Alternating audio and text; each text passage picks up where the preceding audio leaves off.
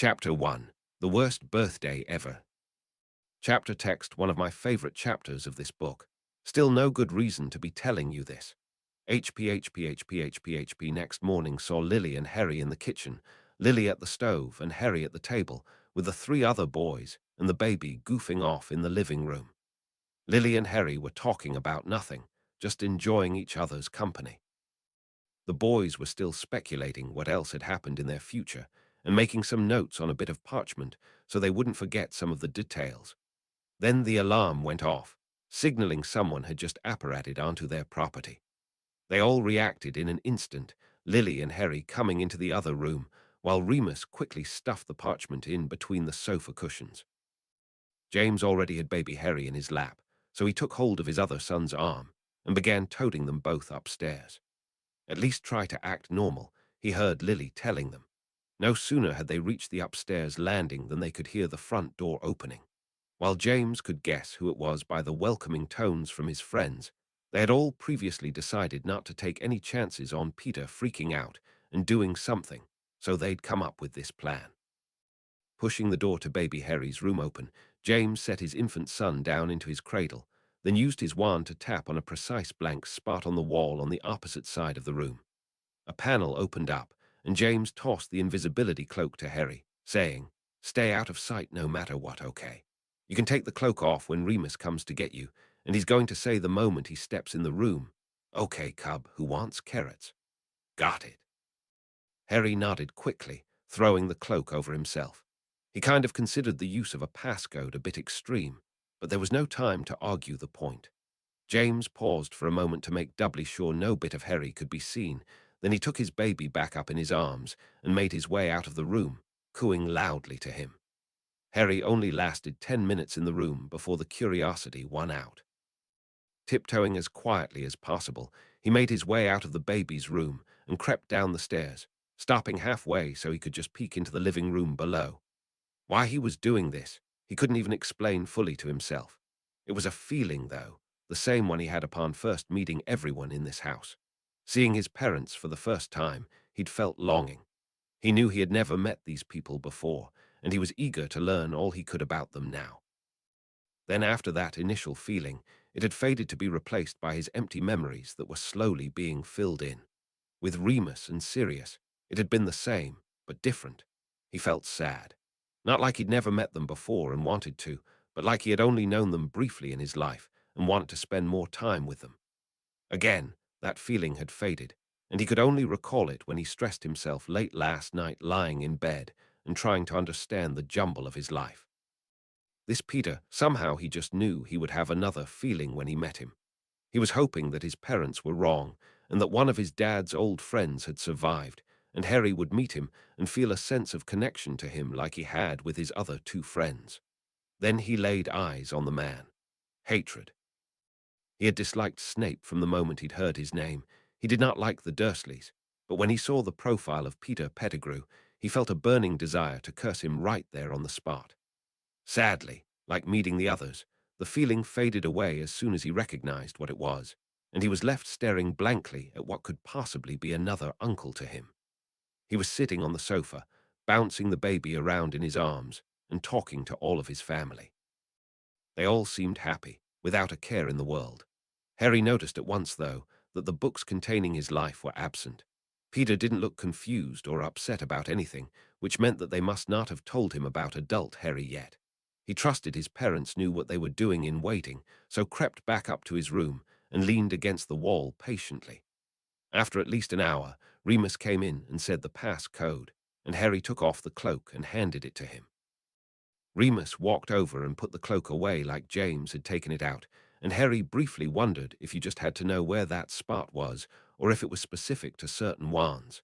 He didn't ask, and instead walked down to see that there wasn't anyone new in the room. "Where's Peter?"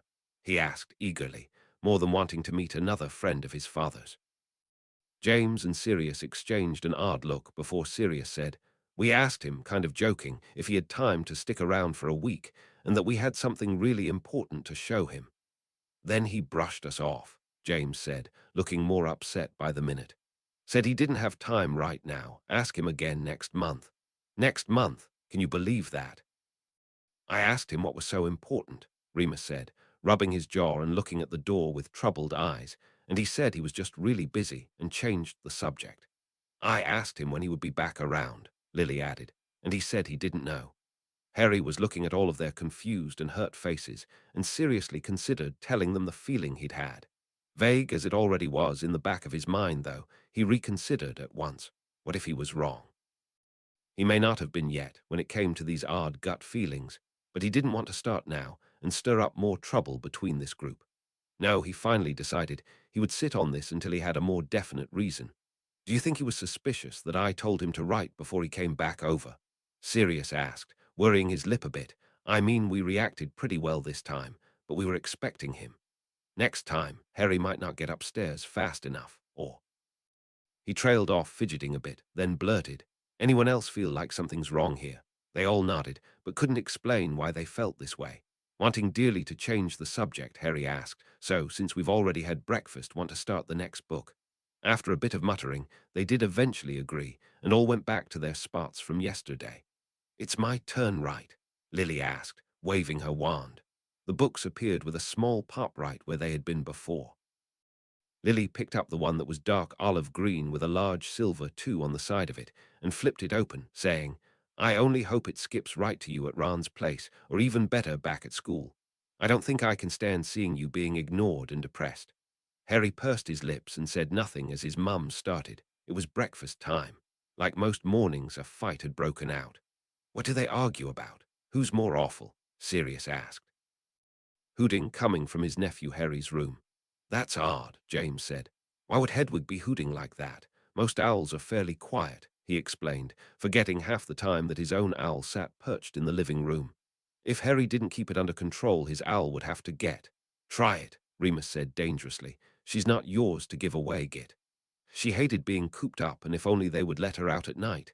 What does that mean? Lily asked, narrowing her eyes. Harry fidgeted for a moment, but recognized they were about to find out anyway, so admitted they were locking her up.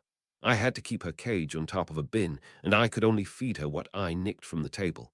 They have no shame, do they? Sirius spluttered. They can't lock you up in that cupboard anymore, so they lock up the defenseless animal. She could die that way, Remus growled. Animals can't be kept in captivity like that without suffering from depression and death if it goes on long enough. Magical owls especially, Lily agreed. They're more intelligent than your run-of-the-mill owl, so if you keep them locked up, they'll die even sooner. Harry felt a deep, gut-wrenching pain for Hedwig all of a sudden. For one brief second he was sure that she had died. Then he shook it off and said quietly, Please keep going, Mum. They all still looked furious, but Lily simply decided to keep going. Vernon snapped if Harry thought he was stupid. I don't need to see him to know the answer to that, James grumbled, because he knew what would happen if he let the owl out. It'll live, oh the horror, Remus growled. She didn't like the sound of that school food he'd been eating. Yeah, 'cause they limit it, Harry muttered. His bottom drooped over both sides of the chair he was on. Harry didn't share her opinion. That's disgusting, Sirius gagged. Dudley fell out of his chair in shock. Petunia clapped her hand to her mouth to stop herself from screaming, and Vernon got to his feet, rage clear on his features. What are manners that rare around there? James demanded. Vernon was already shouting that Harry knew better than to say the M word in his house. The M word, Lily choked. That overreaction was because you said the word magic, Remus demanded. They're insane, Sirius said faintly. Harry sighed. This was going to be a long chapter if his family was still shocked and upset by the Dursleys' massive overreactions to anything he ever did. How dare Harry threaten Dudley? I don't get why he thought that was a threat, Remus demanded. I wish someone would threaten him, James muttered. Vernon refused to tolerate or even mention Harry's abnormalities in this house. Do we get to talk about yours at least? Remus pretended to ask politely. Petunia, who was still trying to hold Dudley back to his feet, probably broke her back, Lily muttered. The Dursleys had been treating him like a bomb that would go off at any second. Guess they took my threat of blowing up the house for real, and they're just cautious of the wrong wizard, Sirius said brightly. He was as far away from normal as it was possible. Really, Harry, you're not that weird, Lily said. You are far more normal than I would have given you credit for with a father like yours. Oh. James hooted, only pretending to look offended. The Dursleys' distaste at having Harry back for the holidays was nothing compared to Harry's feelings, though. I didn't think this could get any more depressing than last time, Remus sighed, and I hate to be proven wrong. Harry missed his school so much it was like a constant ache upon him. I can sympathize, Sirius agreed. Sirius had mentioned his bad home life several times now, and Harry decided he would like to ask why, perhaps after this chapter. Snape, who taught his least favorite class, potions. Nobody ever misses him, James reassured him. Quidditch, which was played on broomsticks with 6 goal posts and 4 flying balls. We know what the game is. Why did you explain it? Remus asked. I didn't, the book did, Lily said, shrugging. All been confiscated and shoved under the stairs the second he walked in the door. So many insults, I want to say. I can't decide where to start, Sirius groaned. Cared nothing if Harry lost his place on his house team if he didn't stay in practice. Not even a remote possibility, James reassured when he saw how upset Harry was beginning to look. What Harry didn't mention was that, yes, he was upset about all of these things, but what he felt most upset about was what he now remembered this day was. Uncle Vernon had yelled at Harry about his use of the word on his 12th birthday. Up to this day, his 2 friends hadn't written to him all summer. For some reason, though, he did remember something else odd happening on his birthday. Some kind of dinner party gets ruined. But the Dursleys rarely even acknowledged his birthday. Why would they throw him a whole party this year? Deciding against forcing a memory, he was sure his mother was fixing to read. He let her go on, which they were as proud of as they would be ashamed if anyone found out they were housing a wizard. Having you in the family is a matter of deepest shame. James snapped. Lily bitterly remembered a time back when she would have yelled at James for saying something like that. Now she was going over the paperwork in her head that she would have to do so that Petunia Dursley would no longer be considered her sister. While yes, she and her boys fully intended that their little baby Harry would never have to go through anything like this, she would rather be safe than sorry that Harry had ever gone to live there. Vernon had gone so far as to lock Hedwig inside of her cage to stop her from carrying mail to anyone. Merlin forbid Harry be able to talk to anyone, Sirius grumbled.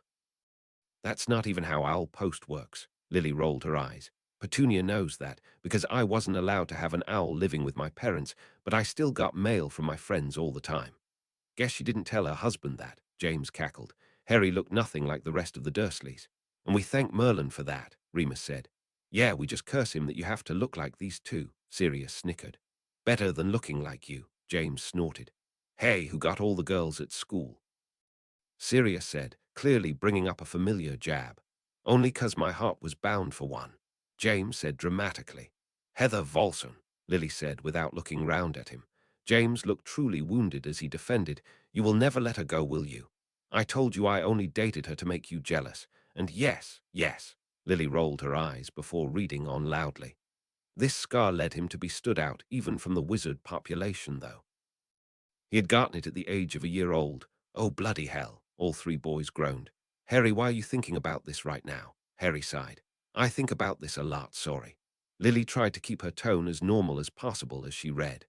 No one understood why, leading Harry's name to go up in fame.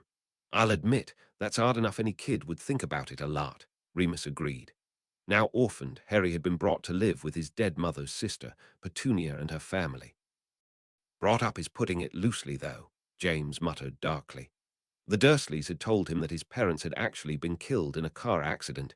Lily didn't stop, as her 3 boys started muttering obscenities at this lie all over again. She kept reading, hoping Harry would get distracted soon so he wouldn't think about this much longer. Back to being treated like a dog by their hands. I've known dogs treated better than you were, Remus said in disgust. I can't decide if that was a crack at me or not, Sirius asked, which Remus ignored. The Dursleys hadn't even remembered that today was Harry's 12th birthday. Great, just what I wanted, for Harry to get another birthday ignored. What are the odds Hagrid shows up again on this day? James asked, without any real hope. Harry shook his head sadly from side to side, but said, I think something odd does happen that day, but I can't remember, he told them honestly, forcing his hand to remain at his side rather than start rubbing his temple again. Lily decided to take this as a good sign and read the next part sadly. Vernon surprised him by clearing his throat and declaring that this was a very important day. Bloody hell, did Vernon get replaced? James asked. Don't question it, be thankful and hope it lasts, Remus said. Vernon continued by saying that tonight was a big deal in his career. Well, it was a nice thought while it lasted, Remus sighed. Hope the deal goes belly up, Sirius muttered. Of course Vernon was talking about the stupid dinner party. Oh, Harry said. What? Lily asked, looking concerned. I remembered a dinner party for some reason, but I knew it couldn't be for me. Guess now I know, he answered with a shrug. Lily didn't look very happy that Harry seemed to shrug this off so easily. Harry, however, was still thinking that something odd happened on his birthday. Now he was thinking it was something bad. What though? Vernon's company made drills, and some rich builder was looking to come over tonight and make some deals. I can only hope they're as disgusted with these Dursleys as we are, and run at a moment's notice, Sirius said. And take Harry with them, James added. Petunia was to be waiting in the living room, and Dudley was supposed to open the door for them while offering to take their coats. I want to retch at the very thought, Remus muttered. Petunia exclaimed that they would love her son. Sure, if they're dumb, deaf, and dolts, Sirius laughed, making no noise and pretending he didn't exist. Best place to be honestly, Lily said, fighting back another wave of anger. I wouldn't want you to have to deal with them any more than you normally have to. Dudley pretended to escort the woman, Mrs. Mason, to their dining table while offering his arm. I feel like if she touches him, she'll come away with a grease-covered hand, Remus joked. Petunia praised him for being a gentleman.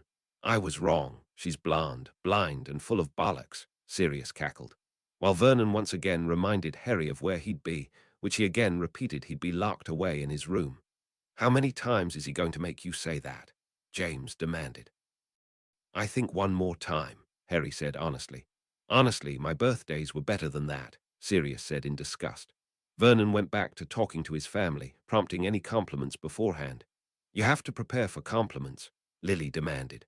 Well, since I'm sure they can't think of anything nice to say on the spot, I'm going with yes, James offered. They had to do an assignment at school about heroes, and Dudley had written it about Mr. Mason. All four boys in the room cracked up laughing at that, not bothering to hide their mirth one bit at this pompous gets-over play. Vernon once again turned to Harry and demanded what the boy would be doing. I knew it, Sirius grumbled. Remus turned to look at him. Knew what? I noticed it last time, Sirius huffed. But have any of you heard any of them call Harry by his actual name? They just always call him boy whenever they can. Any traces of amusement were gone from the room as they all came to this stunning conclusion. Harry was simply surprised Sirius had been the one to notice this. It hadn't ever really occurred to him. I'm sorry I ever called you that, James said at once, mentally berating himself every time he had said, that's my boy, or anything like it. Don't be, Harry replied easily. You guys don't mean it the same way they do, and so it doesn't bother me when you do it. They all still looked genuinely annoyed at yet another tidbit of those foul Dursleys' treatment of their boy, but Lily finally came to enough to read on. Harry had better be, because the Masons didn't know he existed. Wish I didn't know anything about you, Lily muttered. If things went perfectly tonight, they'd be looking for a new vacation home in Majorca by tomorrow. Just out of curiosity, would they have brought you or left you home, or... James trailed off. He frowned and said, I've no idea. For some reason they don't go. I think I did something to mess this up, but I can't remember. Stop right there, Remus said forcefully. At Harry's surprised and almost hurt look, he continued, no one believes for 1 second you would do anything intentionally to mess this up for them, so don't you go saying it was your fault.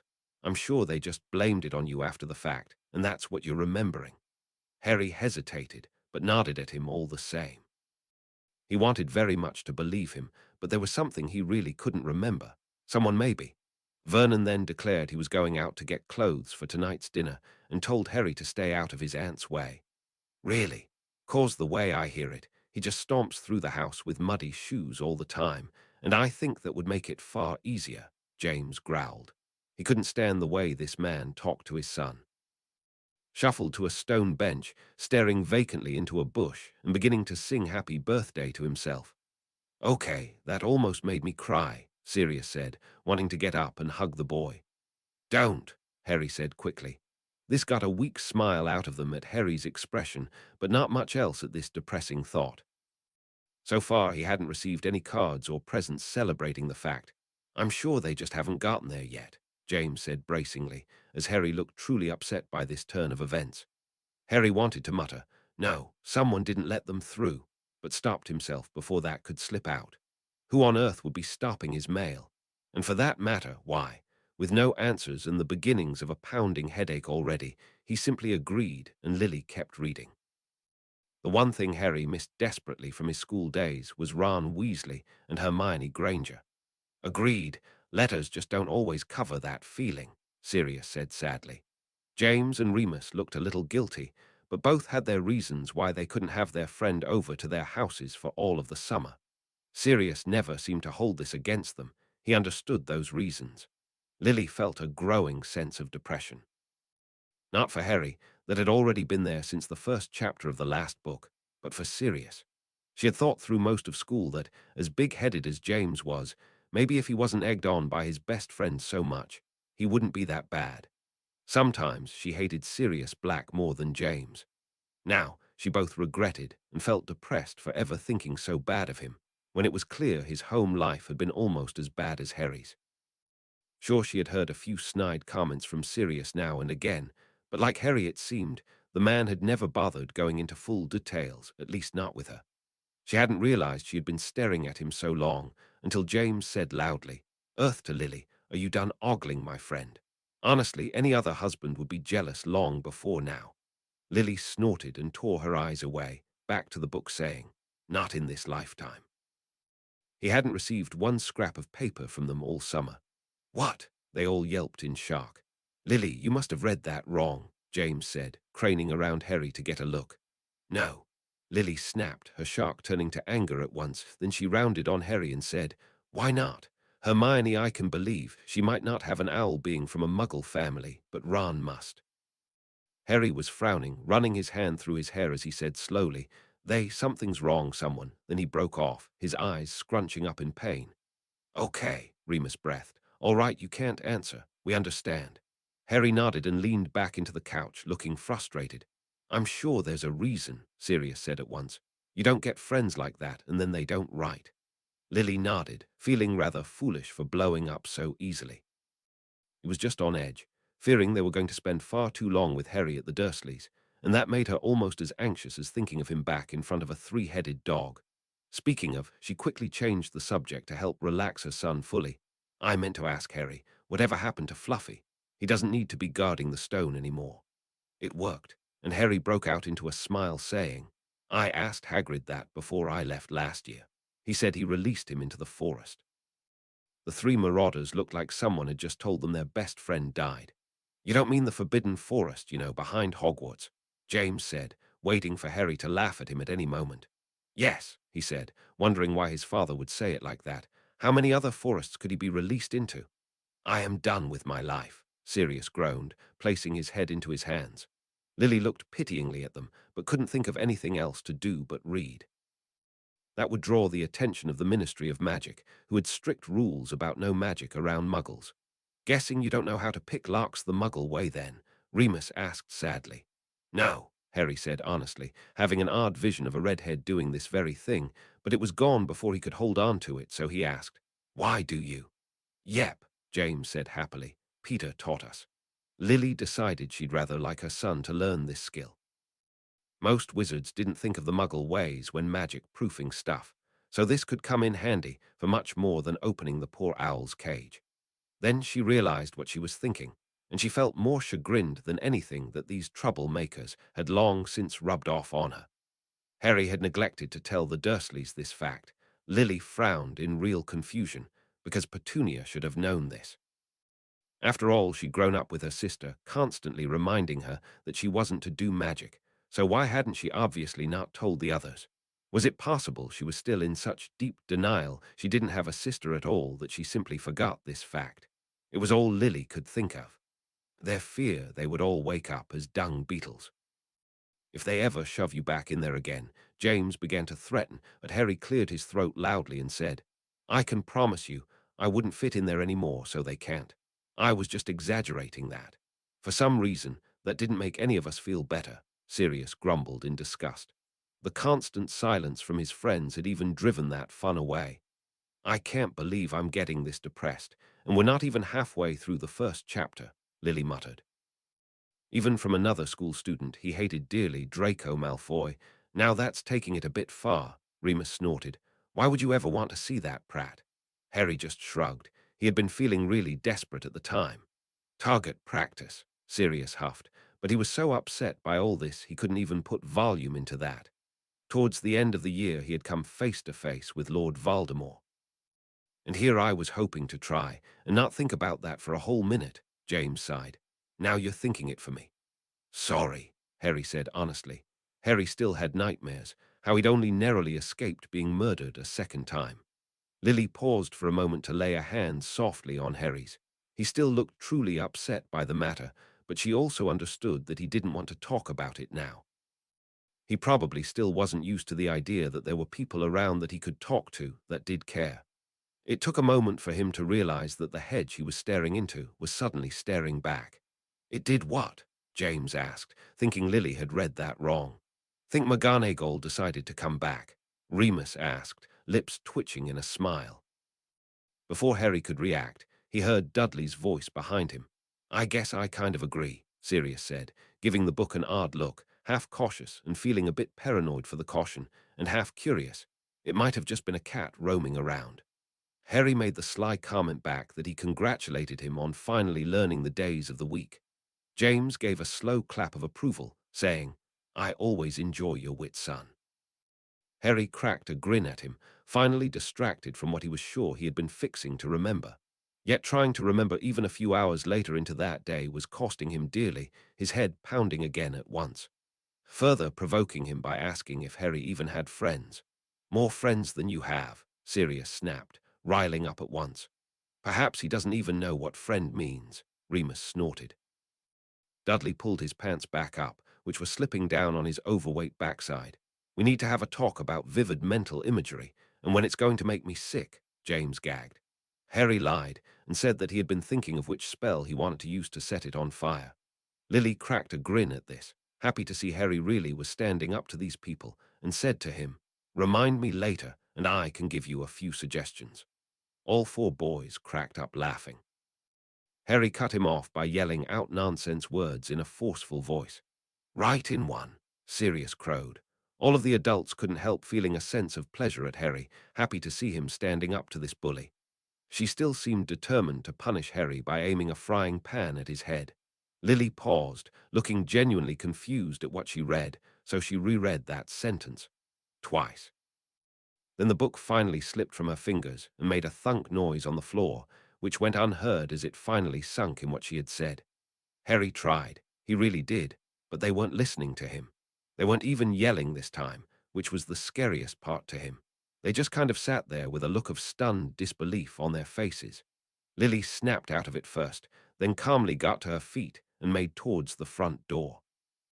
Harry stumbled to his feet after her, saying things like, She missed. She knew I was going to duck, but Lily didn't hear one jot of it.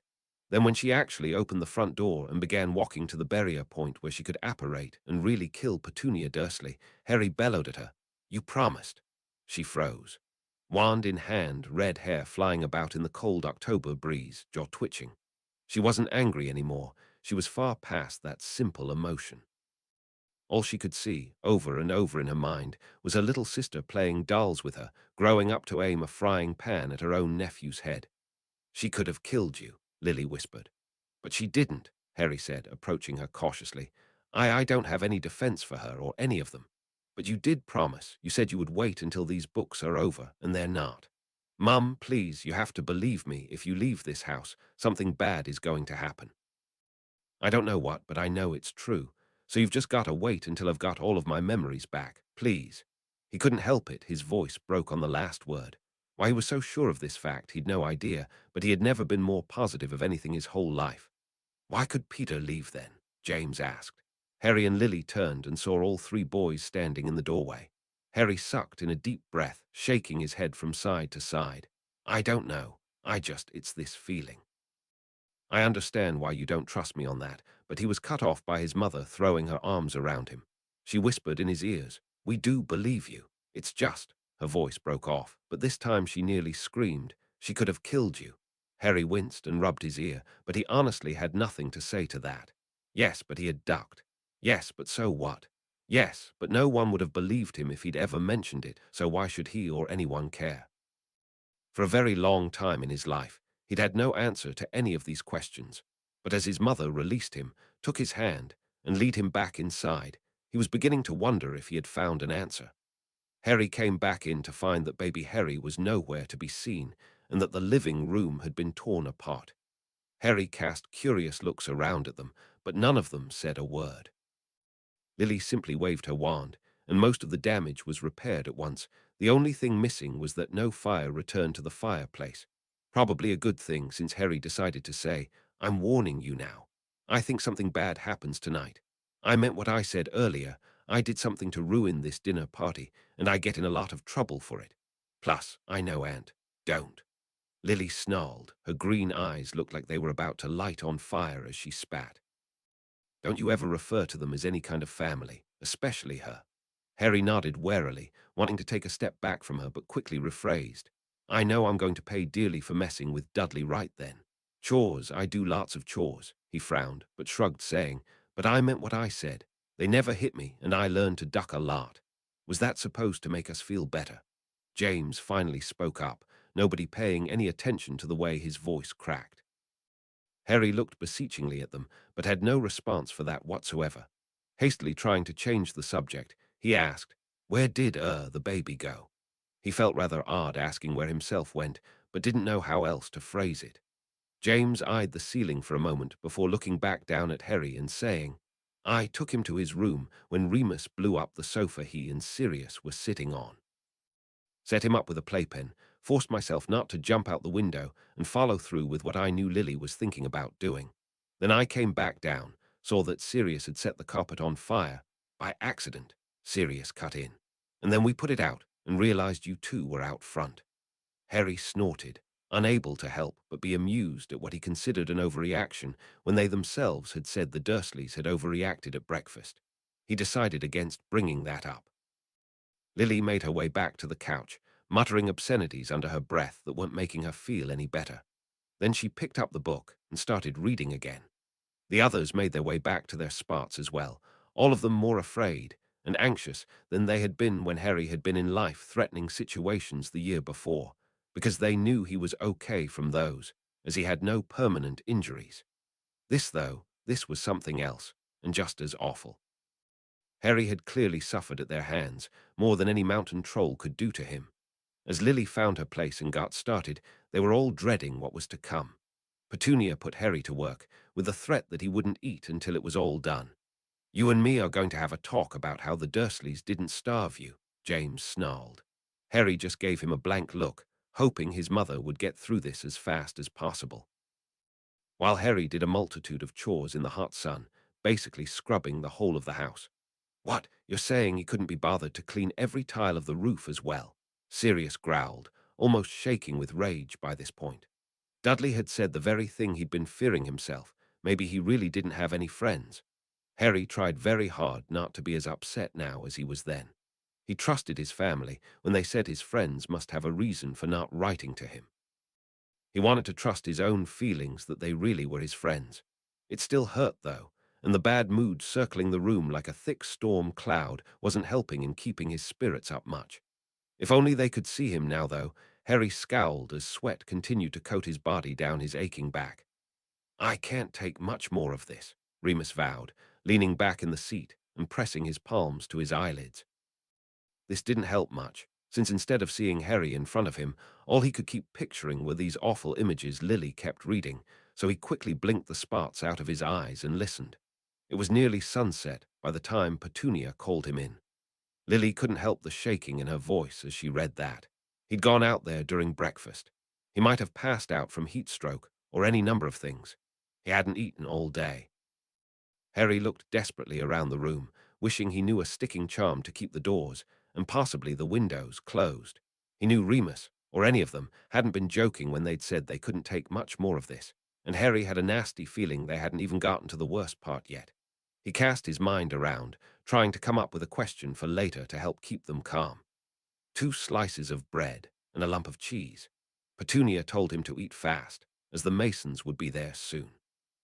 Harry was surprised when no one interrupted his mum this time, but one glance around, and he guessed it was simply to do with the fact they wanted this horrid day to be over with, and thought not talking would help that along quicker. There was already someone sitting on it. What? Sirius finally broke the long period of silence. I don't care who it is, so long as they move off of Harry's bed, James huffed. I do. Lily snapped at once. Harry, do you have any idea who it was? Harry sat puzzling over that for a moment before saying slowly, a friend. But I can't remember, he's not human. We'll take that for now, Remus reassured as Lily passed the book to James for his turn. James didn't look very eager. HP, while I did seriously, shut up Sirius. Consider keeping Peter in for just this book. I knew I wouldn't keep him around for any but this one. And then there would be the whole, what happened in the last book. And I didn't want to either delay and have time out for him to read that by himself or them to explain stuff. It just isn't worth it. I've tried writing out something for him before, and I just couldn't get his characterization right, because I don't have any kind of connection to him like I do the other 4 characters. I have another reading the book series where he's just as prominent in that one. But because I left him out of the first book, don't expect him, or any other characters, to be honest, to make appearances for this. Chapter 2, Dobby's Warning. Chapter text. Before he got started, James turned to Harry and said, were all of those chores you had to do the bad thing that happened to you today, or did it have something to do with the person in your room? Harry looked puzzled for a moment before saying honestly, no, the chores were pretty normal, and I don't have a bad feeling about this thing in my room. What's bothering me is that it's not a person like a witch or wizard, but I can't. Trailed off in frustration, missing the devastated looks from the others when they heard that what had happened on Harry's birthday seemed positively normal to the boy. James didn't think he could take much more of his son's honesty without keeling over, so he just decided to read. Odd, Remus drew the word out. Is there any more of a description? Sirius asked, thinking he might know what it was, but wanting a bit more detail. No, James said, having an idea as well, but he kept reading to be sure. Is that a house elf? Remus blurted out. Harry frowned, rubbing his temple again and saying yes without even realizing he'd done it. What on earth is a house elf doing at your house? James demanded. It's obviously not mine. You own a house elf? Lily yelped, as it certainly didn't live there with them. Well, my parents do, he rephrased. I never saw it when we went over there, Lily admitted. Oh, she's a small little thing. I hardly ever saw her, and I lived there, James agreed. We're getting off topic, Sirius cut in. Why is there a house elf at your house? He repeated James' earlier question. Harry just shrugged. I've no idea what a house elf even is, let alone why it would be there. A house elf is a creature, Sirius said in an odd tone, clearly thinking he was being funny. Harry frowned and pressed the heel of his hand to his temple, the jolt of pain now familiar, though no less unpleasant. That's not funny, Sirius, Remus said, smacking his friend lightly. He then proceeded to give Harry a brief description of house elves. Harry nodded along, feeling very grateful that what he was hearing now didn't hurt nearly as much as before, and when he was done, James continued reading. See, even James calls it a creature, Sirius said proudly, then ducked when Remus made to hit him again. Harry really wanted to ask about that joke, but James had already carried on.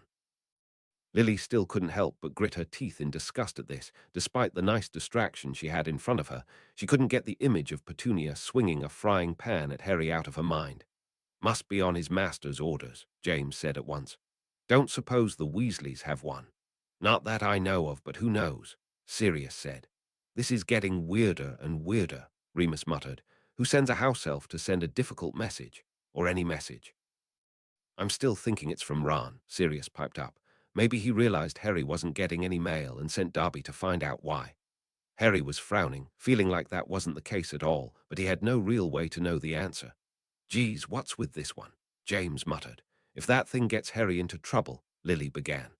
I'm sure it will be fine, James soothed. If Dobby would quit stalling and deliver his message, he'll be gone in an instant. Nothing more to it.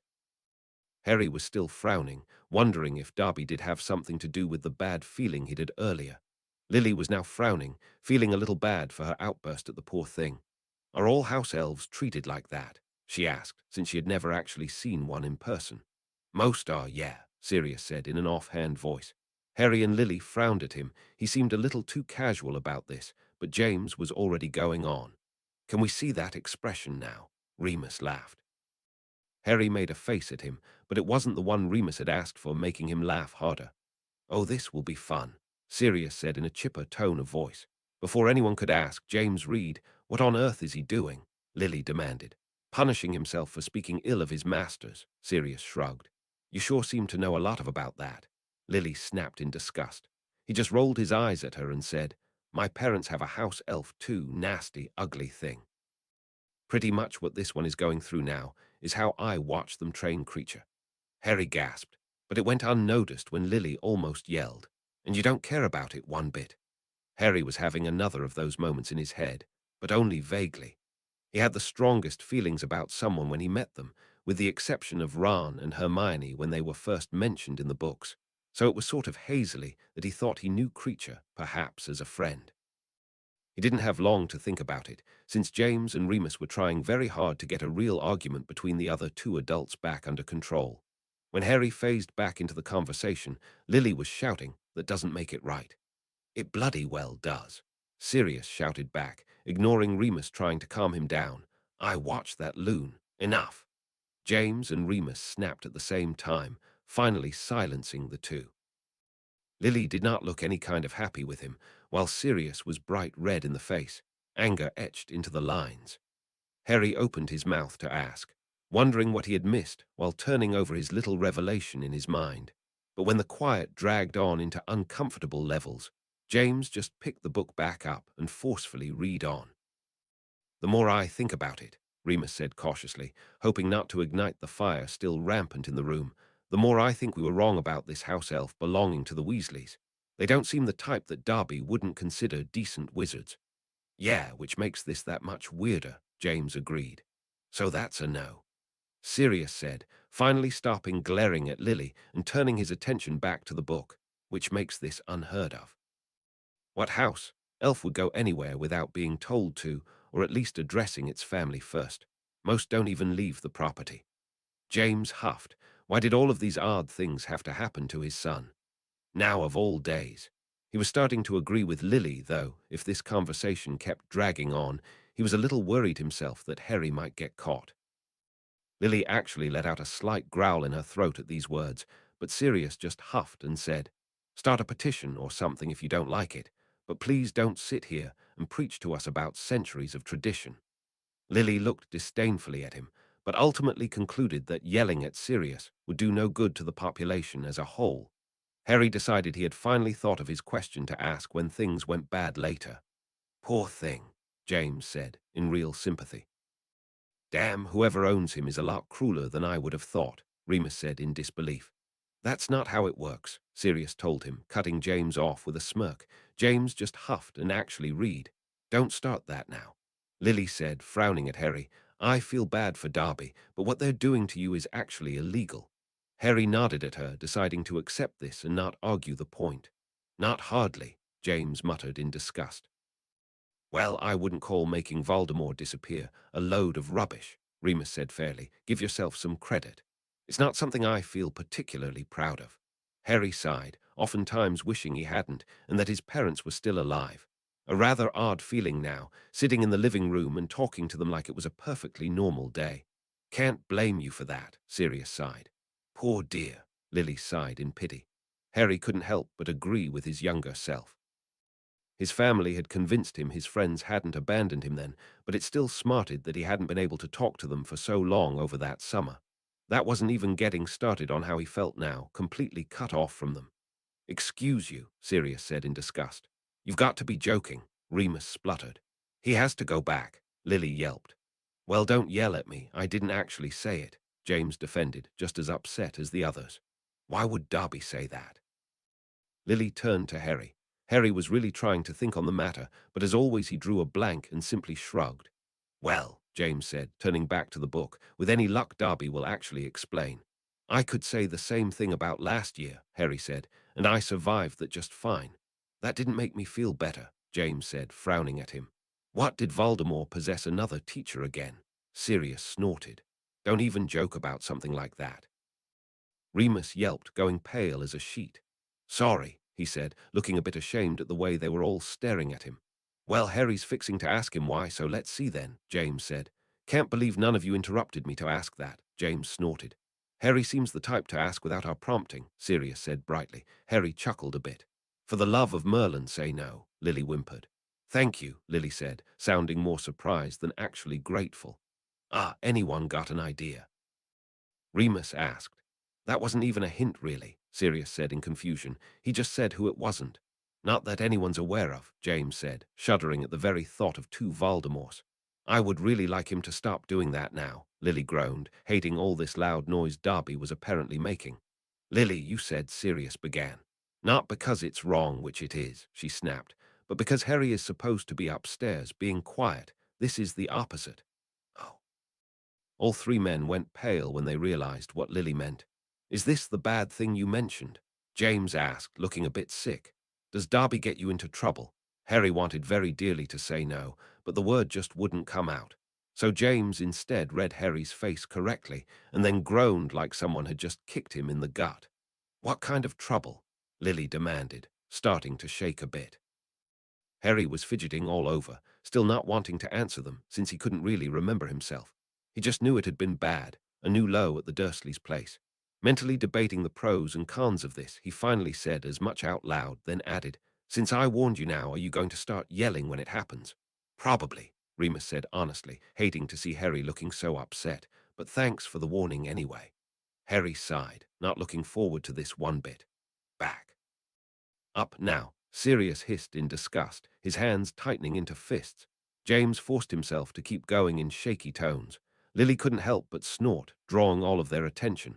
Sorry, but I think that was a racist joke. I'm pretty sure it was anyways, so he should be thanking Harry for saving him from making such an awful joke. I don't see that happening, but thanks for trying, James said in a forced light tone. Why were you shaking? Remus yelped. He scares the crap out of me, Harry said honestly. When he saw them all go wide-eyed, he rolled his eyes and said, What, he's like 3 times the size of me. All 4 of them couldn't decide if they felt murderous or depressed at this. It was the first time Harry had admitted to something like this, which was progress, but the man had literally just threatened Harry and left him shaking. Harry insisted he'd never been beaten, but really, what else could cause that kind of reaction in a child? They all exchanged desperate looks, and then all took one last lingering glance at Harry, only they were thinking of the baby.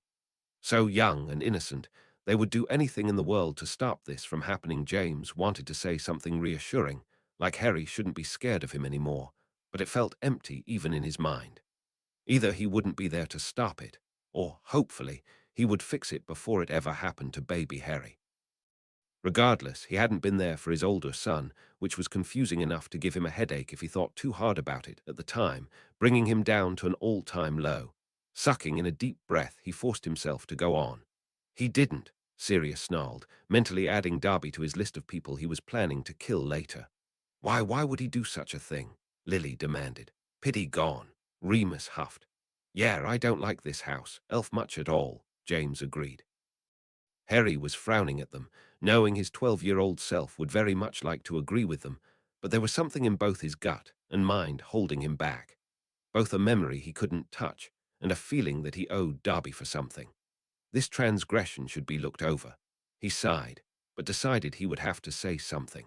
It felt wrong to hear anyone talk badly about Dobby, and his instincts hadn't led him wrong so far. Look, I don't have any memories or anything to back this up, but I trust Dobby. He does something really important in my life later, and he broke off in frustration, casting his eyes downwards in self-hatred at his lack of anything to back this up with. But he was surprised to feel his dad put his hand on his shoulder. Harry glanced up to meet his eyes, and only then did James speak. That's good enough for us then. If you say Dobby's got a reason for this, then he's all right with me, James said warmly. Harry grinned broadly at him, then turned to Sirius when he said in mock disappointment, Well, that takes one off the kill list. Less work for me. Harry decided against asking. I can't decide if I'm more impressed or annoyed. Remus rolled his eyes. House elves are very powerful magical creatures, James explained to Harry's stunned look, rightly guessing Harry had been wondering how that was even possible. But they hardly ever get a chance to use their magic, willingly anyway. I don't think it would be too hard for him to pull this off. Still, don't get why he would, though, Sirius said lightly, trying to keep the disgust out of his voice for Harry's sake. He meant what he said. He would just have to forgive any transgressions the little elf made if Harry was defending him. Didn't make him too happy about it at the moment, though. I should really take this moment to be happy I was right, and all of your friends were writing to you, James said, forcing a happy tone into his voice, privately thinking instead of wanting to strangle Dobby.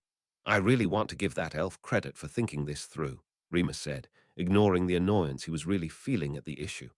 Wouldn't have worked anyway, Harry said honestly. I can't believe I'm the one saying this, Lily said cautiously, but why don't you just lie to him? You'll get your letters back, he'll leave, and you can still go to school. Problem solved. I sure hope he didn't, Sirius said, going wide-eyed at the thought. If you make a promise to a house elf, you're sworn to keep it as they are to serve you.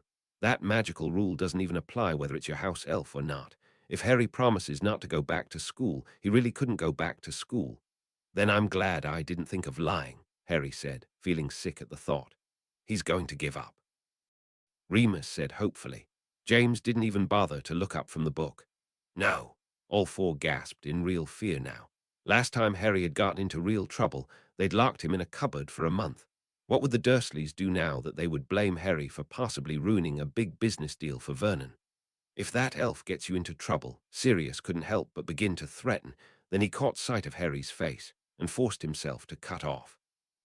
Harry looked just as scared and upset as they all did about him getting into trouble. The poor boy didn't need the extra worry of Sirius making non-lethal threats against someone Harry had tried to protect just a few minutes earlier. James and Remus gave him appreciative looks. They both perfectly understood what Sirius was feeling right then. Levitating, Lily moaned. He couldn't have just threatened to push it off, Remus agreed, looking a little sick. What's the difference? James asked. He was just as worried, but for some reason these two looked like a new worry had cropped up to them. The Ministry of Magic is the difference, Lily groaned. They won't be able to distinguish between a house, elf doing a hovering charm, and Harry doing it. All they'll know is that magic was done in the Muggle house, and Harry will get a warning. Perfect way to cap off what is turning into a blood-curdling night, Remus muttered. James and Sirius exchanged uneasy looks. To be honest, they did tend to forget about that no magic rule for Muggleborns sometimes, like now, for instance. Worst part is he's not exaggerating, James muttered to himself. What bloody good will it do him? Lily demanded, only just holding her voice below screaming levels. He'll just get into a cartload of trouble with those tossers, and he'll still go to school. Harry opened and then quickly closed his mouth, only just stopping himself from saying that's the least of his ill-thought-out plans. He pondered for a moment where that thought came from, but when Lily was looking at him like she really did expect an answer, Harry just shrugged, saying, I've no idea. I don't know any more about Dobby's motives than you lot. They all huffed, hoping desperately. Well, they didn't even know what. It just didn't seem possible Harry would actually get away from this mess scot-free. Was it at least good? Sirius asked weakly. Harry couldn't help but let out a surprised burst of laughter at the random question, before nodding. Yes, it was, and I was the only one who got to taste it. The smile that creeped across his face at this childlike victory almost made up for the awful day they had all been having. I'm actually happy for him, Lily said in disgust. It might keep Harry out of trouble anyway. I'd like to note that at first, Remus said slowly. Lily looked at her husband pleadingly, but James just gave a heavy sigh, unable to disagree with his friend, and kept reading. You're disturbed, Sirius huffed. James found he actually couldn't make it all the way through that sentence without stopping and starting several times. The others all understood what he meant anyways.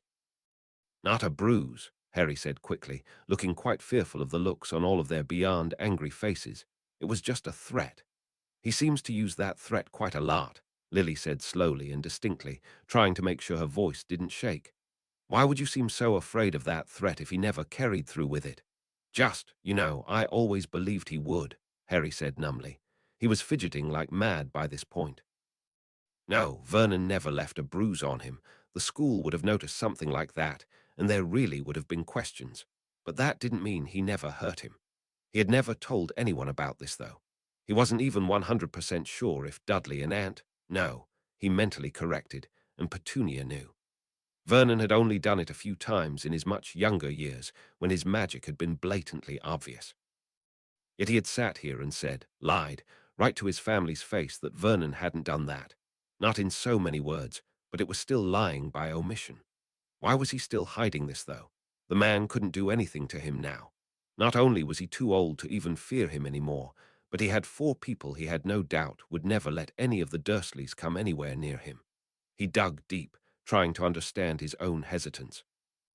After a few more moments of James studying his son, gauging just how much of a lie that was, he could tell Harry was telling the truth, but still holding something back like always. James decided to read on, wondering if the book would finally show something Harry hadn't mentioned. Possibly Harry didn't deem it worthy of mentioning, like the no meals thing from the last book. "I hate this book," Sirius vowed. "I hate this book more than any of the other awful things that happened to you last year. I think I hate this more than you meeting Voldemort." Remus gave him a world-weary looking, asking, "How on earth do you work that out?" Sirius was still watching Harry with keen interest. He, like James, could tell Harry was holding something back, but answered Remus, "Looking back, I know now Voldemort couldn't have done anything to Harry 'cause Lily, protected him," he said, trying to skim over the way she'd done that, admittedly not doing a very good job of it. Yet the Dursleys have made it pretty clear they don't have any restraints or anyone restraining them. "Sirius, I really want to strangle you right now for putting that thought in my head," Lily said, shivering as way too many mental images came to mind. Harry finally snapped out of his reverence, sadly not having come to a conclusion, and gave his mother an encouraging half-hug. It actually did manage to calm them all down, though. If Harry didn't seem too worried about the consequences of this anymore, maybe they had been over-exaggerating what bad was. Then they thought of the cupboard, no meals, and a day of chores that would make a fully grown man pass out. James decided to keep reading before he passed out from fear. "At least someone noticed," Remus muttered. "Wish they had asked why they were making their disturbed nephew scrub the kitchen," James hissed. "Harry, you're really starting to scare me," Lily almost mouthed the words. Harry shrugged, still vainly trying for a careless tone. "You guys were commenting all last book about my odd descriptions. I liked walnut head and pig in a wig more than demonic glinting eyes," Sirius told him with a straight face. "Oh, now he gets to read his own mail," James huffed. "Surprised you didn't just throw that in the food shredder as well," Remus agreed, starting to shake slightly in both fear and anger as this just kept getting worse and worse. The 3 boys couldn't help it. They were so wound up they all snorted with mirth at such an odd sentence, though it didn't help relieve the tension at all. Harry quickly tried to intervene when he saw how upset they were all getting by asking, "Wouldn't them sending me an owl while the muggles were still there have been just as obvious?" "The Ministry wouldn't know that," Lily explained. "The warning's sent out automatically once you've violated it. Only after the certain number of times of it happening, and you would have gotten into real trouble, would they even bother to send someone to really check this out." Lily opened and closed her mouth several times, unable to voice into words just how bad this was for Harry. Now, not only was Harry going to be blamed for the Masons' crashed dinner party, the Dursleys had just heard from his own mouth that he wasn't allowed to use magic outside of school. Regardless of whether James recognized this, or just wanted to keep going to find out the end results, Lily couldn't find enough air in her own body to stop him. "I'm thinking he was enjoying them much more before he got that," Remus hissed. "I can't imagine why," Sirius mouthed, though he too seemed unable to find any proper oxygen in his body. All the air had just seeped out of the room in real fear at what James was about to say. James himself was reading in a monotone voice, like he was reading without taking in a word he was saying, perhaps in hopes to block out the horrific images going around in his own mind. Remus very dearly wanted to point out what a load of tosh that was. If Harry didn't come back to school, then Dumbledore, Hagrid, or even Ron and Hermione would do something about it. Someone would show up to number 4 Privet Drive September 1st, the moment someone realized Harry wasn't at the start of term banquet. Yet Remus held his tongue. If that was the first thing he thought of, surely the others must know this as well, or if one of them did freak out, he would tell them then. He wasn't going to be the one to interrupt James when he was about to find out what kind of punishment Harry was going to get for this escapade. Harry shivered viciously at that memory. The others were dying to ask him why, but couldn't decide what answer they would hate more. Harry lying to them again, saying it was nothing, or receiving a real answer. Lily desperately tried some way to pretend for just a moment this hadn't happened to her baby, as she demanded. How on earth did they explain that away to their neighborhood? Harry rolled his eyes as he grumbled. They said something about being afraid of burglars, which didn't even make sense to me since it was the one room on the second floor, but I never saw anyone questioning it after that. Lily and the rest of them looked like they regretted getting an answer because it wasn't helping a thing. James' voice stopped being monotone after that and picked right up to yelling by the end of that sentence. Harry winced and rubbed his ears, but James wasn't giving anyone the chance to interrupt. He seemed to have wanted to yell for quite some time and continued in the same tones. James! Lily finally bellowed louder than him. Then she grimaced, looking quite ashamed of herself. Okay, screaming at you made what I was trying to say totally pointless, but I'm going to say it anyways. Stop yelling. I don't want the baby to start crying again. I put a silencing charm on the living room after the last time. James croaked. He didn't seem to care, though, nor did he feel much better for it. There was only so much shouting a person could do to relieve their nerves, and this wasn't the type of thing that he would ever feel better about just by shouting. Oh, Lily said, sitting back and shrugging. All right then. Well, I wish you'd stop.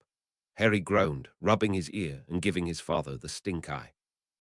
Yeah, it was a new low at that place, but I'd still like to be able to hear by the end of this chapter. James gave his son the stink eye back. Harry still seemed far too calm about literally living in a prison. Still, he knew he couldn't deny his son, so forced himself to read on in an almost normal tone. Sirius and Remus made disbelieving noises. Talk about an understatement. Far too kind a scenario for what you owe, James said through gritted teeth. Which reminds me, Harry blurted out when it looked like the four of them were going to start yelling a bit again, this time about Dobby. Sirius, what were you saying about house elves earlier? You own one you don't like or something. Sirius gave Harry a look of utter disbelief, unable to comprehend how he could bring up something like this now. Still, he said, how about I tell you at the end of this chapter? Harry fidgeted again. He knew by the third day something else had happened to him, but he really couldn't remember if it was good or bad. He was really stalling, though, so he told them that he remembered something. All of their eyes light up with that, some with hope, some with more worry, thinking, how could it get any worse? But since Harry was trying to give them something serious, decided to cut James off and told Harry about his evil little creature. Harry nodded along eagerly, and by the time Sirius was done, Harry looked very relieved. They all found this a bit odd, wondering why Harry would want to know anything about Sirius Elf, but it had done its job. They were once again dragged away from the horrible story they were enduring and brought back to the present. Not everything was good here either, but it sure seemed far better than the future. After savoring the moment a little, James was finally ready to read on in a semi-normal tone. Thought you said they were feeding you 3 times a day, Remus asked in forced light tones. Wait for it, Harry grumbled, remembering quite well what they had considered feeding him meant. Lily snorted in disgust, but decided it was at least better than a square of cheese and 2 pieces of bread like last time. What? James yelped in disgust. The only way you could get canned soup to be stone cold, instead of just room temperature, is to intentionally leave it in the fridge for a prolonged period of time. The others looked just as upset as James at this blatant way. They seemed to be going out of their way to mistreat Harry. Like the cat flap wasn't enough, Harry just shrugged. It's not like he knew what Petunia had done to it. That poor bird, Remus said in horror. Owls don't even eat that. I want to slap you right now, Sirius told him with a straight face. That's what you're focused on. At least Harry's feeding Hedwig. And of course I'm happy he's trying, Remus agreed. But no offense, owls can go 40 days without food. Harry's innards are starving after 3 off that kind of food. I'm prioritizing. Okay, Sirius backed down. I take back the slap thing then. Remus just snorted at him, and Harry chuckled slightly at the interaction.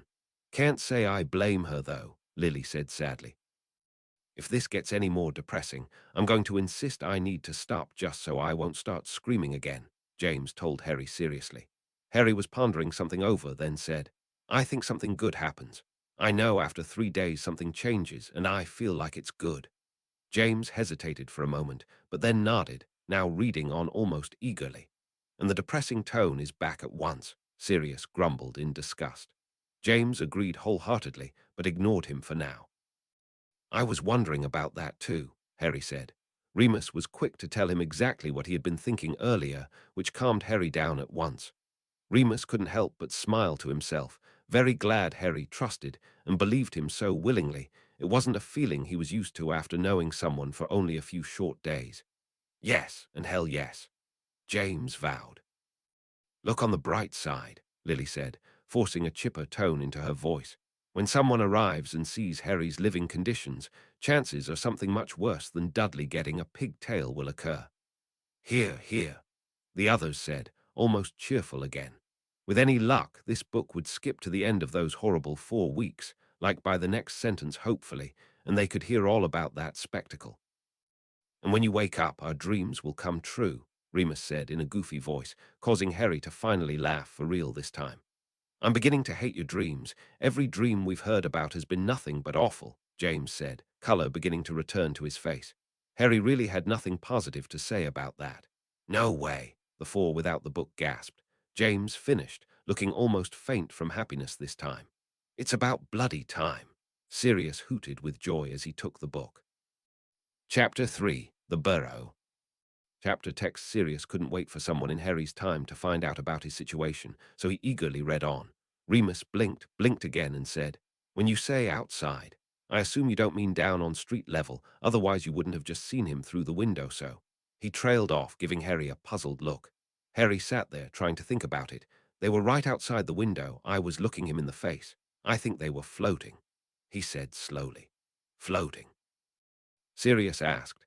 "They," Lily added. "Maybe they were riding on brooms," James suggested. "They," Lily repeated, then her face brightened and she said, "Did Ron bring his parents?" Harry puzzled, but this didn't seem right to him, so Sirius just kept reading. "Brilliant," all three boys said at once. "So most likely he did bring his parents," Lily said with full glee now, "since none of them are old enough to drive." "No," Harry said, rubbing his temple. "There are two others with him. I think they're his brothers." He trailed off, thinking it was stupid he couldn't remember something that was happening right then as they were describing the moment, but if he had his way he wouldn't be struggling to remember any of his past. Like his dad said, memory charms were tricky. "Of course," all four boys said, the three marauders with glee, Harry with annoyance he hadn't remembered that. Lily looked rather upset. She'd have rather it had been Ron's parents, but at this point she'd take the stupid Malfoys if it would get Harry out of the Dursleys' house. "Sadly not," Remus grumbled. "But he's about to be," Sirius said with glee. "A crazy house elf with ulterior motives," James huffed. "How did he know?" Sirius asked. "It's about the famous Harry Potter, I'm sure everyone knows," Harry said a little bitterly. "There's that too," Remus said lightly. "Wonder what Ron thinks happened?" James asked. "I never asked," Harry said.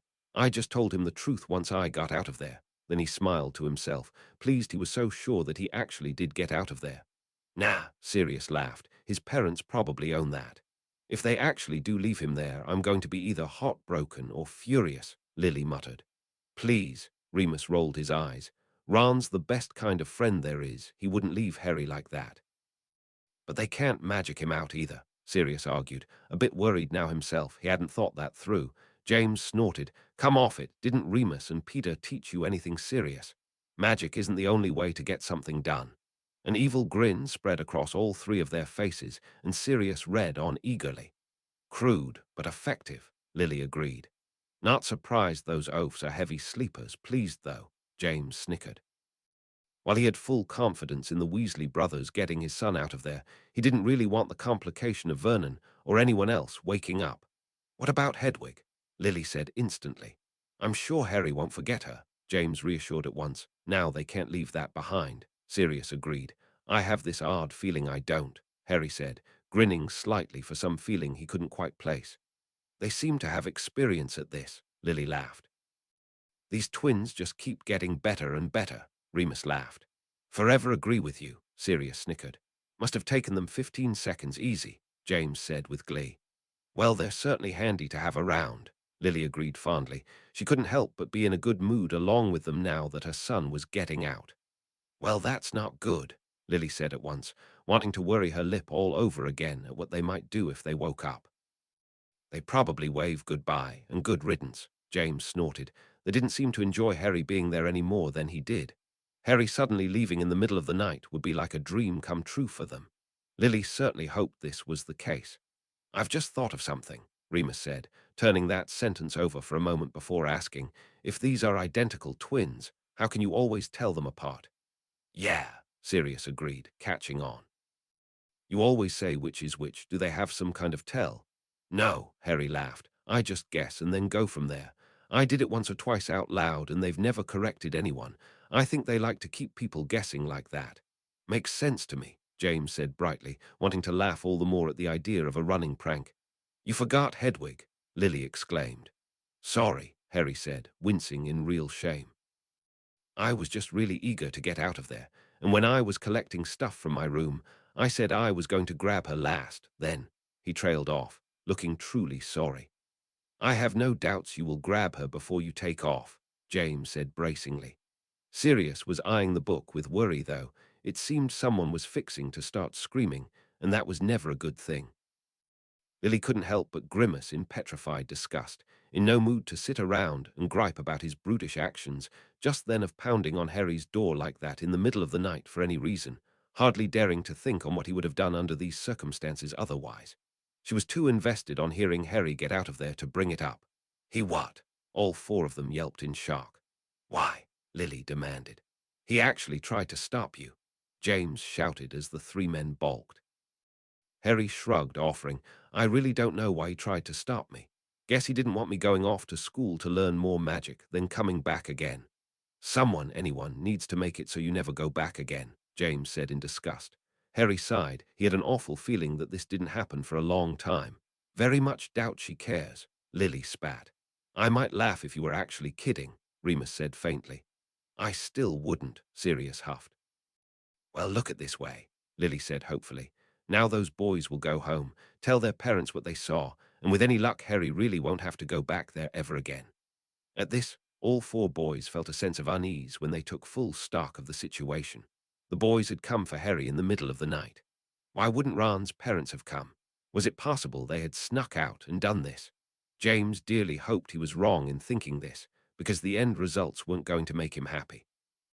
Sirius opened his mouth like he was going to answer, but Remus smacked him again, saying, Just read what Harry says you knit. But the way I tell it would have been better, he huffed. Exactly how much did you tell them about the pudding fiasco? Lily said easily, having a guess at the answer anyway. Harry shrugged and said, Everything. The bars on the window, I was locked in my room, how they threatened not to let me go back to Hogwarts because of it.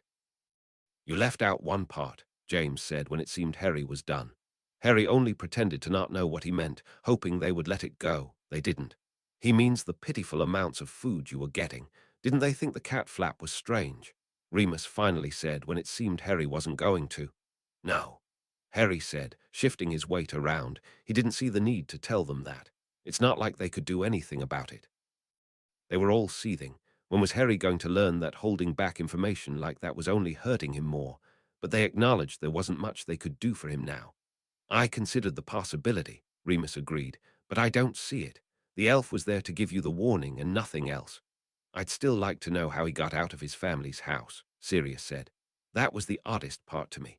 It's supposed to be impossible without express permission. They all shrugged, having no idea. I don't think so, James said sadly. The little guy was having too much of an issue getting his words across. I just don't see someone making him do that. Let's see, the whole of Slytherin House, plus the head of house. Sirius said, ticking that off on his fingers and looking like he was about to go on until James tossed a pillow at him and said, Quit that, we know. See what Harry says. Sirius huffed, pushing the pillow off to the side so he could glare properly at his friend before doing so.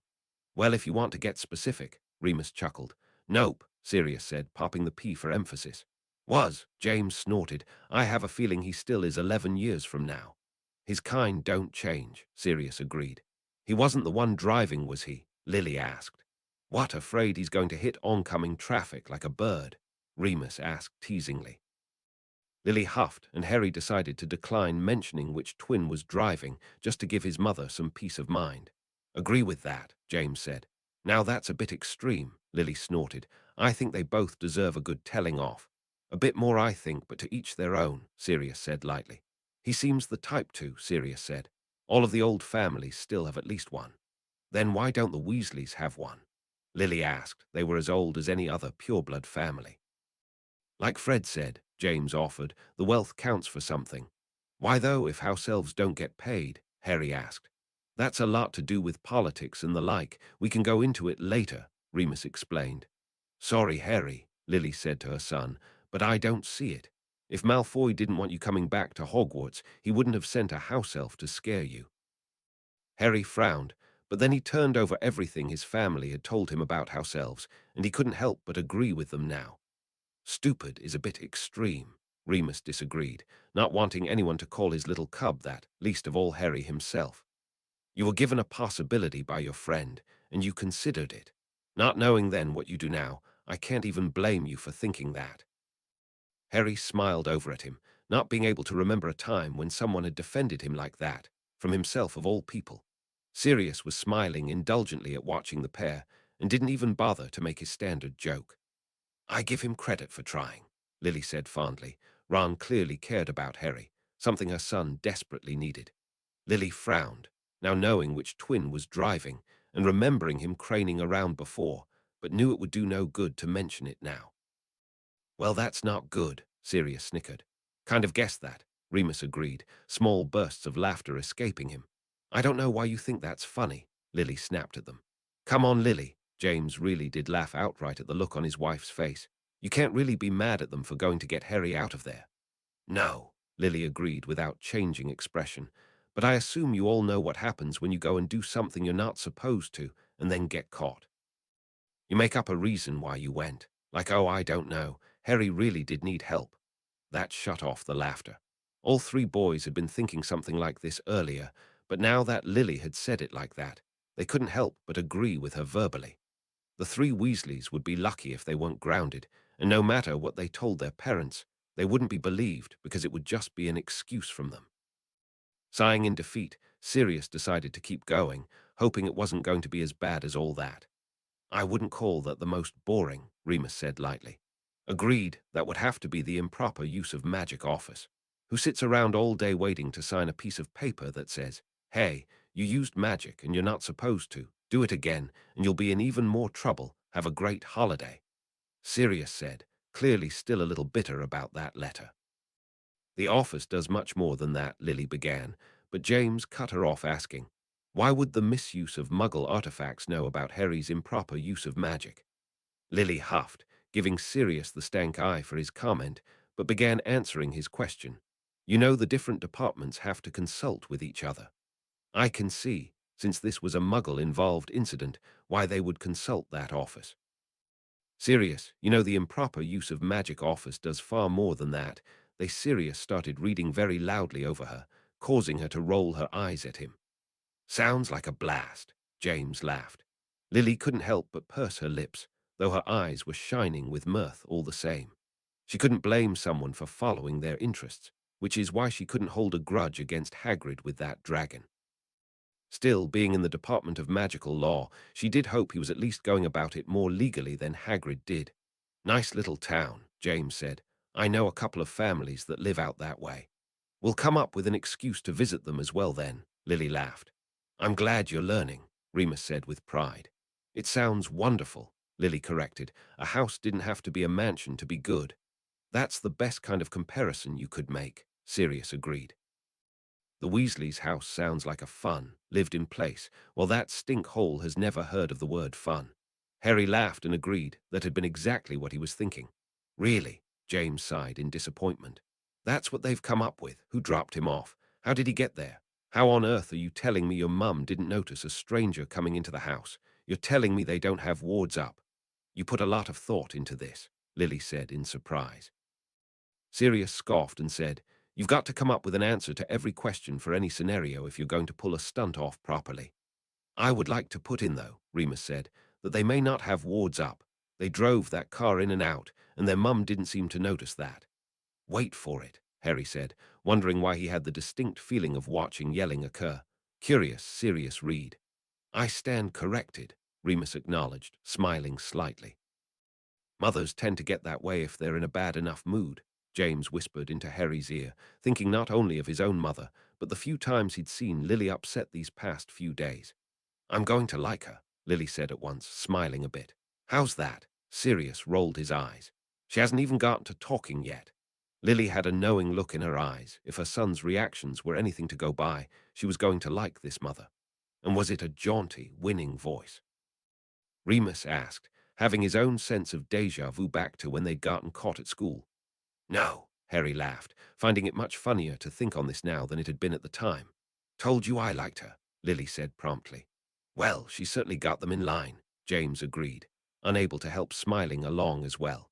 He would have defended the boys if he was there, of course. They had been doing the right thing in going after his son, but the mother just saw some goofing around and kids misbehaving. What kind of note would they leave? Sirius snorted. Going to pick up Harry, be back in by morning. Yes, actually, Lily said. Sirius gave her a disbelieving look, but Lily shrugged and said, if they were going to sneak out, they should have at least given her a time frame for when they would be back. If they got back before then, she wouldn't have known, but since they weren't, at least she would have had an idea where they went. All three boys rolled their eyes at her, clearly thinking Lily was out of her mind for leaving some kind of incriminating evidence like this, but Harry mentally filed that away for future notice.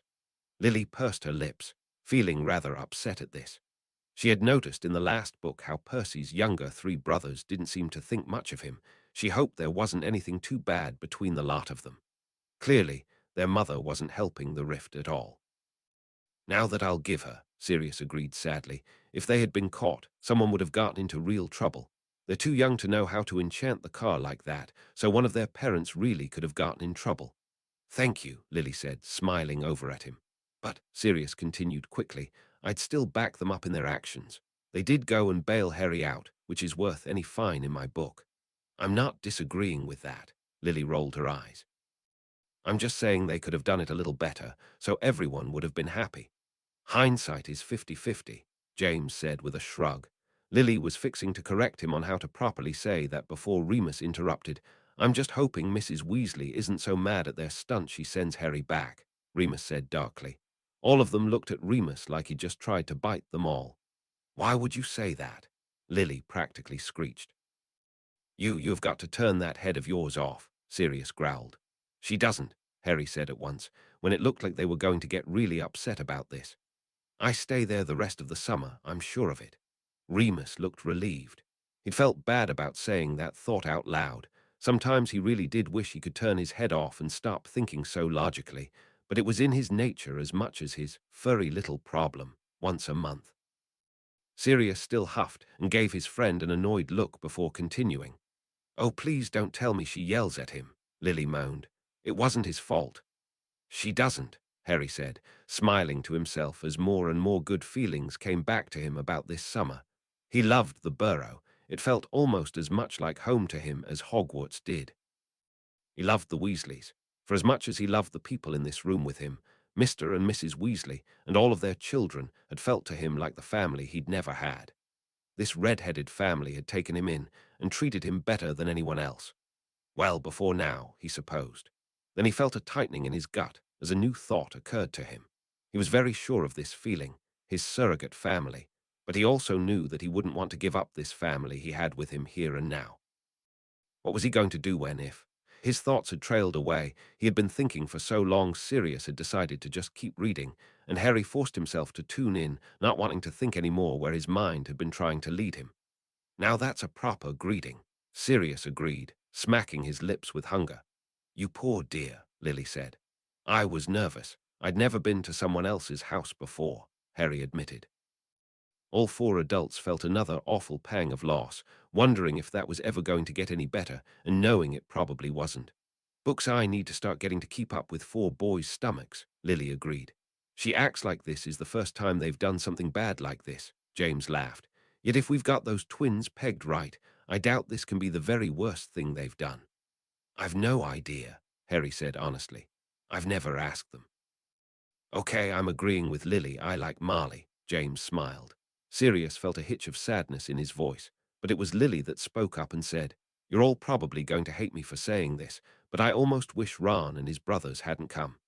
Remus hesitated, asking Harry, "What day of the week was that on?" It was Tuesday morning by that point," Harry said, struggling to remember the days of the week. He hadn't been keeping very good track while locked in his room. "Okay, yeah," James said, while the other men nodded. "Gotta agree with you, Lily. It would have been worth the wait just so the Weasleys would have seen Harry's conditions for themselves." Harry sighed. He was rather glad that didn't happen, not wanting to imagine the fuss it would have caused. "That kind of thing won't help at this point," Remus pointed out. "What?" all four of them said, turning to Harry in surprise. Harry, though, looked just as surprised as them. "I didn't tell them that," he spluttered. "They might have guessed it," Remus said. "I can imagine you lost quite a bit of weight while staying there, since they don't seem to feed you properly ever." He finished, almost at a growl in the end. Harry was looking at him wearily but failed to comment. Sirius turned back to the book, hoping Mrs. Weasley might believe that one. "Bollocks," Lily muttered. They all felt heartbroken she hadn't believed him. Yet, in her defense, would anybody believe it if they hadn't seen it for themselves? They had the account firsthand, and they still hardly wanted to believe it. "Isn't that the little girl from the platform last year?" Lily asked. "Sounds right," Harry agreed, smiling indulgently at the memory. "Now that's how you do it," Lily agreed, feeling foolish she would have to say this at all, but she felt someone needed to say it aloud, or scream it in the Dursleys' face. "You yell at them to get your point across, make sure they're all right. She even gave them a full breakfast first, and then you punish them with a simple chore." "Why are you yelling at us?" James demanded, looking as grumpy as she did. "We're not the ones disagreeing with you." Lily huffed and glared at the ceiling, though she forced herself to start calming down now. Harry was going to be fine and safe, for another year at least. "Okay, we officially like her," Sirius said for the others, who all agreed with him anyway. Harry was nodding along and smiling. He had already known he liked her. "Why does that name sound familiar?" Sirius asked, cocking his head to the side as he searched his memory. "Wasn't he that Ravenclaw kid in second year?" James replied with a light smirk of remembrance. "Oh, yeah." Remus agreed, going bright-eyed as he remembered. Then he turned to see Harry's confused look and said, "We were in our seventh year, and we weren't doing nearly as many pranks by that time. We were maturing, most of you were," Lily snorted, eyeing Sirius, who ignored her. "But we did still do some from time to time, just to blow off steam. Well, this second year named Lockhart fits the description too, took credit for every single one of them." Harry snorted in disbelief and said, "Why? Wouldn't he have gotten in trouble instead of you?" "Exactly," Sirius said, grinning now. "Kid was an idiot, 'cause all of the older students knew he couldn't have pulled off the kind of magic we'd done to do our pranks. Yet the kids his age thought he was the coolest thing, and he just loved all of the attention it got him, no matter how many detentions it got him." Harry laughed at this, feeling that was ridiculous. "Seems he went on to be an author," James said, feeling rather odd. A kid he'd known as 12 had suddenly grown up, and he himself never really had. "Probably fantasy stories," Sirius snorted. "Maybe you were wrong," Lily said in surprise. "He was in Ravenclaw after all, so I suppose he did learn a thing or two on his own." The boys shrugged. They didn't really care much either way. Lily giggled slightly, saying, "Well, for a 12-year-old, he was a cutie. I suppose he would have grown into it." "I'm ignoring that," James said in disgust. "Highest compliment you could give that garden," Sirius said brightly. "I want a garden like that," Lily said at once, her eyes sparkling with glee. "I get sick of going to Diagon Alley just because I don't have an ingredient on hand. I'd like to start my own garden." James smiled over at her, knowing he didn't have an opinion in this one bit. Lily had just set her heart on something, so all he could say was, "Of course, sounds like fun." She beamed over at him lovingly for a few moments before the attention was drawn back to the book. "Do they now?" James asked with interest. "What do they think they are? Some odd animal?" "Not the same kind of gnome, dear," Lily said. "You can see plenty of them when I start my own. In fact, you should be paying attention to this bit as well, since we will have to do this at least once a week." James smiled indulgently at her, deciding against pointing out she didn't actually answer his question. James said, looking genuinely confused. He'd never seen anything like that. "I might show you one later," Remus said, smiling in a way that had both Sirius and James grinning right back. When Remus said it in that tone of voice, you can bet your wand he wasn't going to just show you anything. Sirius couldn't help but snort with mirth at yet another of Harry's lovely descriptions. Harry, who had gone wide-eyed and looked totally confused and sorry for the gnome, said crossly, "Doesn't that hurt them?" "Nah," Remus chuckled. "It just makes them confused, makes it harder to get back to their hole that way. There are a couple of things that are more effective and keep them out more permanently too, though I guess the Weasleys don't do that." "I'd like to know more about that later," Lily said eagerly. James laughed and told her he would too, not having much experience with the creatures, but knowing this was a fun project their family was going to get in on. "That's the best way to go about doing a chore," Sirius said eagerly. "Make it a challenge." "Note to self," James grinned, unable to stop himself from laughing. "Well, if they were smart, it wouldn't be nearly as easy to get rid of them," Remus grinned, unable to believe he could be in so good a mood again after the horrid way he'd felt in the very last chapter. They were all feeling much better, though. Harry was far away from those awful Dursleys and spending time with his best friend. They would just have to force themselves to be in a good mood the rest of the book until they had to put up with it again. "Guess that explains why they keep coming back," James chuckled. "Are they very bad for a garden?" Lily asked. "Probably about as bad as moles are," Remus speculated. He didn't know anything about owning a garden either, but he did know about them from his father teaching him everything he knew about all sorts of magical creatures. "Poor guy," Sirius said in real sympathy, taking a moment to push some of his own hair out of his face, before it fell right back again as he continued reading. Harry, as always, was forced to ignore the sudden memory-stabbing pain he felt, having no idea what that name meant to him, and instead focusing on his family, saying, "That bugger's still around then," James laughed. "That old crook should be poorer than a dead man, as many fines as he's gotten." Lily rolled her eyes. "Attitude towards the ministry folk hasn't changed any," Sirius grinned. "That will be an interesting day for the Committee on Experimental Charms," Lily said sadly. Harry laughed boyishly at this, while Lily blushed a bit. "Surprised you didn't go into that department, as much as you love your charms," Remus said, smiling right along with the others. Lily shrugged and said, "I considered it, but I like helping approve new laws better, especially the ones pertaining to magical and half-human creatures." Remus couldn't help but blush slightly. He'd never asked, and he never would, wondering if it was a bit big-headed, but he did always wonder if Lily hadn't joined that department after they had tried to make him their babies. Lily had only been pregnant a few weeks then, godfather, and then found out she couldn't. She had joined the field a few weeks later. "Uh-oh," all three boys chanted at once. "He's in for it, if he never told his wife about that car," Lily agreed, eyeing James expectantly, hoping he would take the hint about that.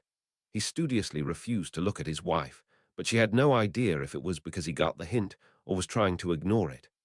"That is illegal," Lily agreed, still smiling despite the fact. She really couldn't be mad at anything that had gotten her son out of trouble like that. Perhaps she should make a suggestion to tweaking the law a bit. Lily laughed the hardest of all as the whole room was amused by this. Lily was finally breathing properly enough to say, "I'll give him that. There is a loophole. He could still technically be fined for it, but Merlin, I'll give the man his credit." "That's why I love you," James said brightly. "I didn't know he wrote up that law," Lily said in amusement. "Guess I should head down to the Misuse of Muggle Artifacts office, see if I can't help him out in tweaking that law around a bit," she said with more conviction than if it was just an errant idea. She had been looking for an excuse to meet the Weasleys in person. This seemed like the perfect opportunity for her. "Let me know how that goes," James said eagerly, more than pleased they'd finally come up with a reason to meet this family. Harry smiled, remembering clearly this is one of the things he'd liked instantly about Mr. Weasley. He hadn't heard his name and immediately jumped to shake the famous boy's hand. He had turned round to say hi, and how was Ron's friend?